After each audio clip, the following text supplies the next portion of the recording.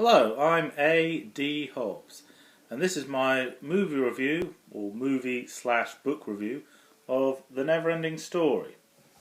Now, I've had this book since I was 12 years old. Yeah, I'm a huge fan of the story. And, let me start at the beginning. My earliest memory of Neverending Story is I think I was about 8 years old, and I was in a video store. It was before they had DVDs, it was videos. Anyway, there was one that said The Neverending Story. And I'll never forget that front cover, all these strange alien creatures, and I thought it was a man riding a wolf's head that flies in the air. I found out later, no, it's not a man, it's a boy. And there's not a wolf's head, it's a luck dragon. A dragon with a scaly back, but he has fur on the rest of him. So at first glance looks like a fox or a wolf or something, But anyway, because I didn't know what it was, I couldn't make head nor tail of it. And it was called The Neverending Story, and I thought, wow, so it's a magical film that never runs out. Oh, that's a bit creepy, isn't it? No, I want the film to have an end. So if you play it on your machine, it would never come to an end, no matter how long you play it for. So I asked my mum, is that true? Do they exist, films that never come to an end? And my mum said, no. Obviously, it does have an end. It's just called The Neverending Story, Anyway, then I heard a lot about The Neverending Story, how people that had seen it told me how great it was, how cool it was. And I didn't see it when it was new. No, I think I saw it when I was about 11. And yes, I thought it was really cool, really amazing stuff. And I didn't fully understand the plot, When we're about halfway through, I couldn't understand what's going on. It was very confusing, messes with your brain, How can that be happening if that's... What the heck is going on? But I enjoyed it. Yeah, it's a bit like 2001. Didn't understand it first time I saw it, but I enjoyed it. Total Recall. Didn't understand what the heck was going on the first time I saw it, but I enjoyed it. And in the same way, when you've seen Neverending Story a few times, it all makes perfect sense. It's all connected. All the events are connected together. And yes, there's going to be some spoilers in this review, yeah.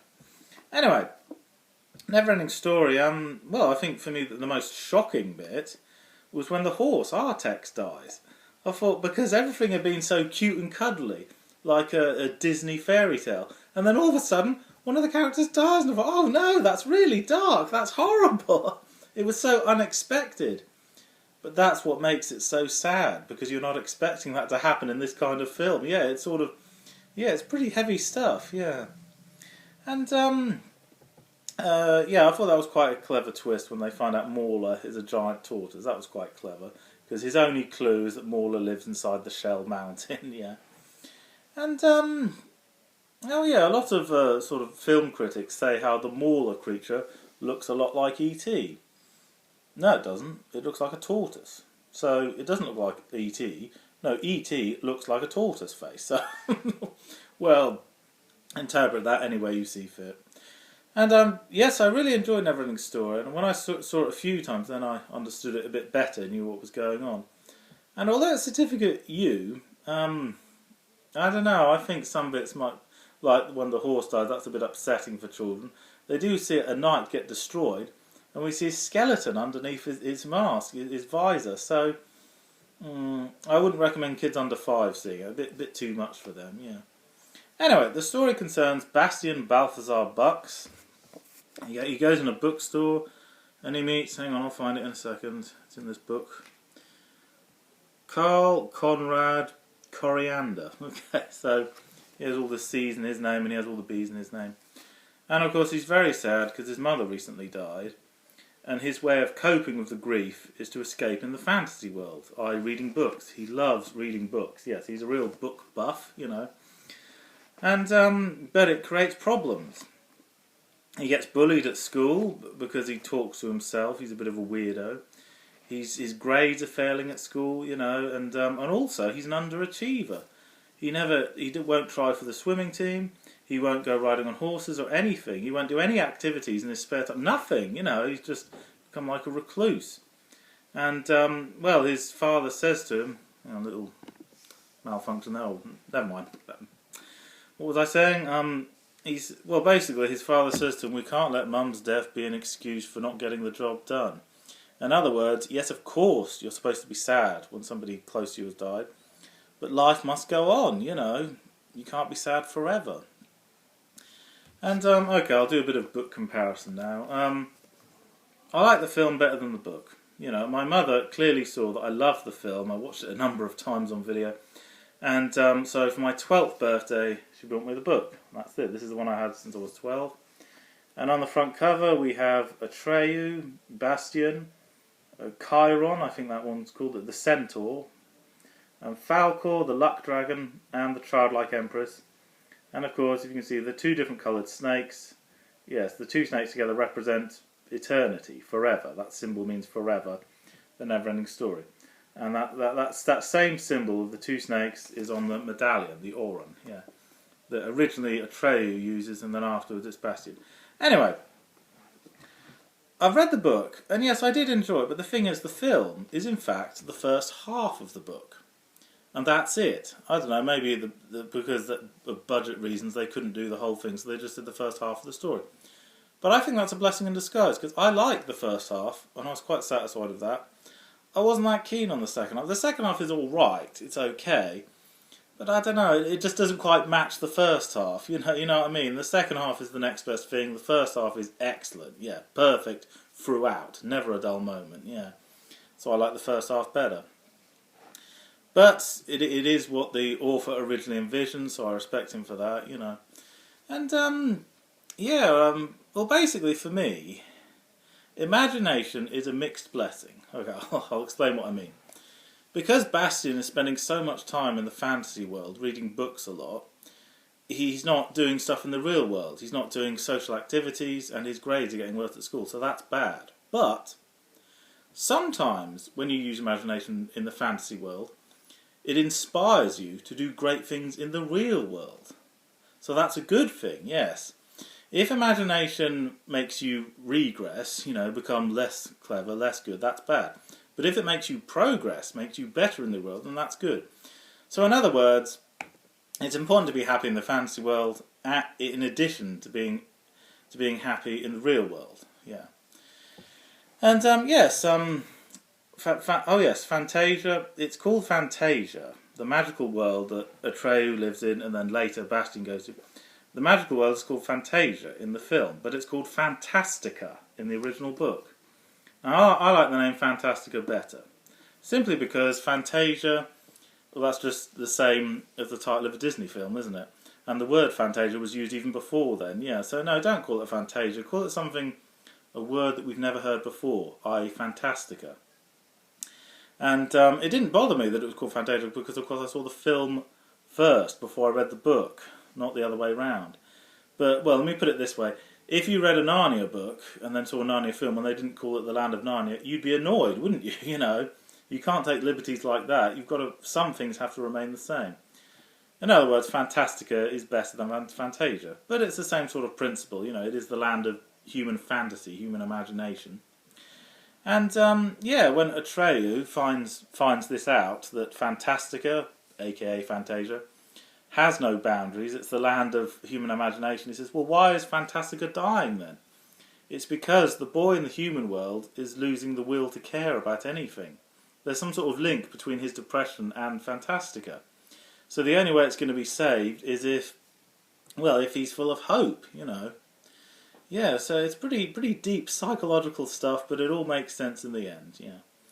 And, here, Chiron, the one that gives Atreyu the Auron, he's like a centaur, but in the film, no, he just has like a fish fin on his head and just has regular legs. I think that's because they didn't have the technology. They didn't have advanced CGI to do a centaur, so they just did what they could do. But all the practical effects are brilliant in Neverending Story. State-of-the-art animatronic special effects, with great puppetry and everything. And it looks fantastic. It looks visually stunning. With no help from modern CGI, it looks brilliant, superb. The special effects still hold up today. So yes, it made the most of the effects they could do, yeah. And it gives you this amazing feeling. Everything feels great, you know. The ending really messes with your brain. But as I said before, when you've seen it a few times, it makes sense. So yes, Neverending Story gives you this great feeling of well-being afterwards. Basically, it's a nice story about a boy grieving for the loss of his mother, and he finds a way to cope with the grief. So yes, it's a beautiful ending, yeah. A beautiful ending to a never-ending story, yes. Well, that's why it's called The Neverending Story, because you must never give up hope. Your hope should be never-ending. Yes, the stories should inspire you to have hope. Now, I'm not going to do reviews of the sequels, because I didn't like them very much, you know. Well, I'll just talk about the extra bits very briefly now.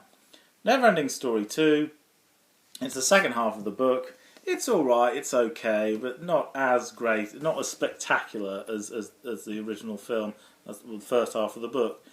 But it's worth a look, it's okay. It's just, the Neverending Story 2, the next chapter, I didn't like the way that the acting was a bit more corny than it was in the first one. And there was none of that in the first film. There's no corny one-liners, no corny acting. Although it's aimed at kids, it doesn't insult their intelligence. You know, it's a good film that you can enjoy if you're a child and still enjoy when you grow into an adult, you know. But the Neverending Story 2, it's so patronising and silly. But Neverending Story 3 is awful, absolutely abysmal. It makes Neverending Story 2 look good. You know, that's how awful we're talking here. It's very messy and silly and everything's in the wrong order. It's all messed up. And the special effects are worse in Neverending Story 3. It's like as the sequels go on, the special effects get worse and the acting gets worse, so it's pretty awful. Neverending Story 3, well, Neverending Story 1, we have the Nothing, some sort of strange alien entity that's destroying Fantastica.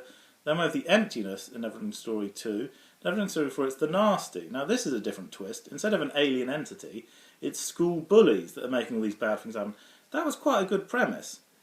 But the way the story was executed was awful. So in other words, Neverending Story 3, good concept, but executed in such an awful way. Neverending Story 3 is so awful, I'll be honest, if a 5-year-old saw it, he'd say, this is too immature for me. You know, I got it, they were trying to make it more kid-friendly, but when you make it so kid-friendly that it's too babyish for grown-ups, and it's too babyish for kids, you know, that's really bad. However, in spite of all this, 1 year after Neverending Story 3, there was a cartoon spin-off, Neverending Story, and that was quite good. Yeah, it was a huge improvement on Neverending Story 3. That was a half-decent cartoon, yeah. So, the Neverending Story franchise produces great stories and some awful ones, so a bit like in every other franchise, really. But the crowning achievement was the 1984 film. It was super cool, yeah. And, okay, a bit of nitpicking here. In the book, Bastian has to give the Empress a new name, and he comes up with a new name. He makes one up himself. But in the film, he names the Empress after his mother. But, okay, I've nothing against naming someone after someone else, but he's supposed to be the child of the perfect imagination. If you copy another name, that's not imaginative. You're supposed to come up with a new name yourself, yeah. And also, in Neverending Story 2, the childlike Empress, Childlike Empress, in Neverending Story 2, is called the Childlike Empress. Like, wait a minute, hold on. I thought you'd given her a name. Why are we still calling her the Empress or the Childlike Empress? Yeah, she's got a name now. Yes, but Neverending Story 2 is okay if you're in a light humour, but it's better than Neverending Story 3. But the first one, are there differences? Well, in the original book, Bastian is very fat. When he's in our world, he's very fat because he's depressed, so lots of comfort eating. But in the film, he's not fat. Well, he didn't really need to be fat either way. It doesn't really matter. Just as long as it's clear that he's having difficulty coping with this grief. Yeah. So which is better, the film or the book? Well, I respect the book for getting here first, you know, and all that. Written by Michael End, who I think is German, and that would sort of make sense because most of the film was filmed in Germany, and it had a German director. And all the sets and stuff in Germany, yeah, so that would make sense, yeah. But made to look like it's made by Americans, so that it would sell in America. I do love the book. I think Fantastica is a better name than Fantasia, but there was something about the film that just drew you into the story better. The characterization was a bit better, and yeah. So yes, the film. I like the film better than the book, but I respect the book for inspiring the film. And whenever you're feeling sad or lonely, watch Neverending Story, the movie, because it gives you hope. You know, somehow things in the real world will get better. if the imagination can inspire you to make things better. Yeah. And I think it's a lost art, animatronic puppets. I think it's a shame that everything's CGI now. Yes, the special effects of the puppets are very impressive. Like Falcor the Luck Dragon, you forget it's a puppet. It's like another character in the story that they interact with and stuff. Yeah. So the best way I could describe Neverending Story is it's a really, for me, the perfect fantasy feel-good factor film. Yeah. So but Fantastica is better than that's a better name than Fantasia, but overall.